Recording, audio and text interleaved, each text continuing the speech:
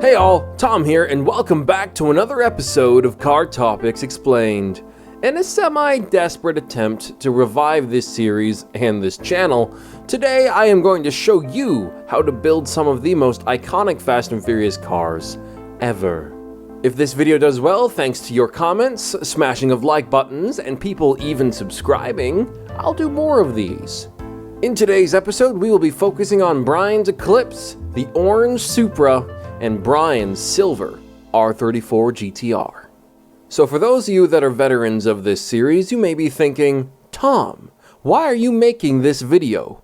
You have covered each of these cars in the past. Yes, I have, but not in the way I plan to do it today. You see, when it comes to filmmaking and cars, reality is often not the same as what is depicted on screen. In real life, the cars may not sound the way they do in the movie, they might not be as fast, and so on. So today, I am not going to tell you what parts were on these cars in real life. In this video, I will be doing my absolute best to help you recreate the looks, feels, and sounds of the movies in real life. Are you ready? Let's do this. Let's go for a little ride. Alright, first up is Brian's Eclipse. This car is a very famous example of the film's post-production team using the sound of completely different cars to make it sound much cooler on screen. In reality, this car was powered by the 420A, naturally aspirated, and made 140 horsepower. Hardly a 10-second car. I believe the car was actually an RS model as well. So anyways, how do you get your Eclipse to sound like Brian's Eclipse? I'm gonna win.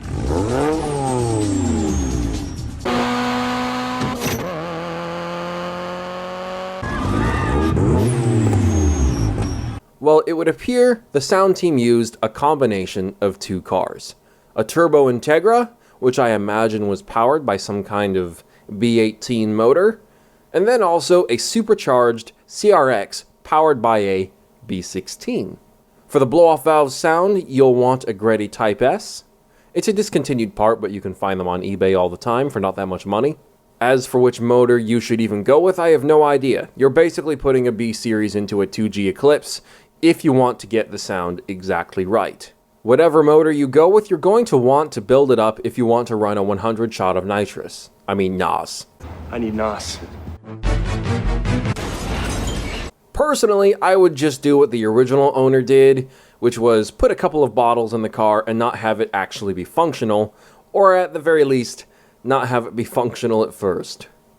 The body kit is known as the RoboCar body kit. Unsurprisingly, there are tons of replica kits out there. As for the massive APR wing, I couldn't tell you what the specific model or part number is for it. It's discontinued, and whenever one shows up on the market, it's rather pricey. Same for the wheels, which were 18-inch Axis Model 7s. The car was painted Kawasaki green and had the famous Troy Lee designed graphics all over the car. The green underglow kit was made by Street Glow, and you can still get it today. As for suspension, brakes, and all that, you can pick and choose. There were a lot of VDO products used for the interior, a custom A-pillar gauge pod, lots of suede, and a Sparco shift knob and pedals. There were also a ton of audio gadgets, new head unit, and speakers. And there we go, you got yourself Brian's Eclipse. Hopefully yours makes you happy, and is a lot closer to being the car depicted on screen than the 16-second car it was in reality. Alright, up next is a big one, the orange Supra. Or we can call it Brian's Supra, or is it Dom's? Or maybe both. You decide in the comments in civilized conversation. Anyways, I always like talking about the Supra because it's very special when it comes to its on-screen depiction. The sound we hear in the movie is the same sound the car makes in real life. In case you somehow didn't know, this car was built and owned by Craig Lieberman, the film's technical advisor, and we have him to thank for one of the most iconic sounding 2JZs ever, but also one of the most difficult sounds to attain.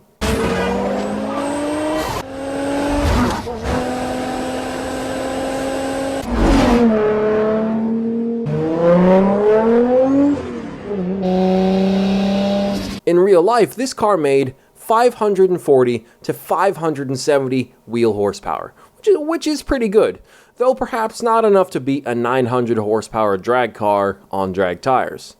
But let's not worry about that. When it comes to building Supras to be stupid fast, I think it's pretty clear we've figured that out by now. So I'm not going to go into what it would take to build a 500 horsepower Supra or a 1000 horsepower Supra. If you're planning on building one, you should first get one and then contact a reputable shop to discuss the specifics. Instead, what I am going to tell you is how to basically make a modernized version of the orange Supra for your own personal use, but only concerning the more kind of cosmetic stuff. This also means I won't be listing off most of the original parts used on the car because, for one, they're basically all discontinued, and when they show up in any market, they're going for insane amounts of money. So let's get started with the sound. The car used in the film was a single turbo car, which shouldn't surprise anyone, but the exhaust manifold, and the turbo that was used are the things you need to know. The turbo was a Turbonetics T66. I'm sure some are still floating around, might be a little tricky to find, but not impossible. The exhaust manifold was custom made by RPS, which is super important, so be ready to pay premium for one of those to be made specifically for you. And I'm sure you guys care, Apexy blow-off valve, Apexy, still not sure how to say that. It also had an AEBS downpipe and a Gretty Power Extreme exhaust. Oh, and the 100 horsepower wet nitrous oxide system was fully functional. Upgrade the internals a little bit, get some better cooling, future-proof the fuel system, and so on, suspension, brakes, all the supporting mods for the newfound power, and you've got a car that undoubtedly repays the debt of a blown-up Eclipse. Actually, wait, I only just realized. Brian was in debt to Dom for a 10-second car, not the car that was specifically destroyed. And so as a result, Dom ended up getting a much better and faster car. That's like crashing a V6 F-Type and having your insurance buy you an Aston Martin V12 Vantage. Like, what? Yeah, sure, your V6 was built and turboed, but there's no way you should be getting an even better base car. Anyways, I got distracted. For the exterior, the car was painted in the drop-dead gorgeous Arancio Ishtar, a Lamborghini factory color. The graphics, also known as the Nuclear Gladiator, I believe, was once again designed by Troy Lee of Modern Image. The car was equipped with a massive APR aluminum biplane wing and a Bomex body kit. The hood was from TRD, the headlights were from the 1998 updated cars, and the neon underglow was made by Street Glow, even though I'm not sure the underglow's even seen on screen. Is it? I'll have to watch the film. It's actually been a while since I've last seen it. As for the wheels, they were 19-inch Racing Heart Type M5s, and they are very hard to find. If it were my car, I'd go with TE37s or BBS wheels or SSRs. It would be so much easier. Not that I'm telling you how to build your car, except that I am, I guess. And no, I'm not going to go over the interior, because the interior mods on the car are extensive and insane. Anyways, now it's time for the finale, the R34 Gtr. So first, you gotta find yourself an R34 Gtr. And straight away, you're down 150 grand. You've just filed for bankruptcy. Unless, if you haven't, we can keep going. So first off, all the R34s seen on screen in Too Fast, Too Furious were real GTRs. But in reality, none of them sounded the way Brian's did in the movie.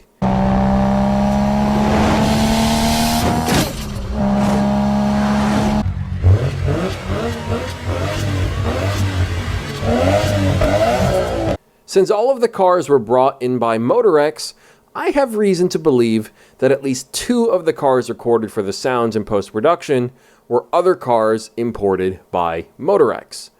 The Duloc Demo R34 GTR, and possibly also their R32 GTR.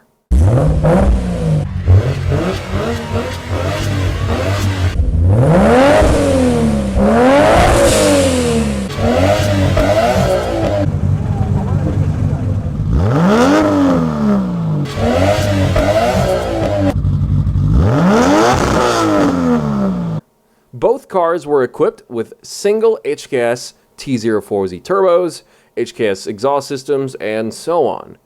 Craig Lieberman also stated in an article that it is very possible that single-turbo RB30s and single-turbo 2JZ sounds were used for Brian's Skyline as well. But luckily, upon close analysis, it would appear the majority of the sounds were from single-turbo RB engines. So you don't have to worry about putting a 2J into your R34 GTR or GT2. You know, we're not judging. A build this extensive is going to be very respectable.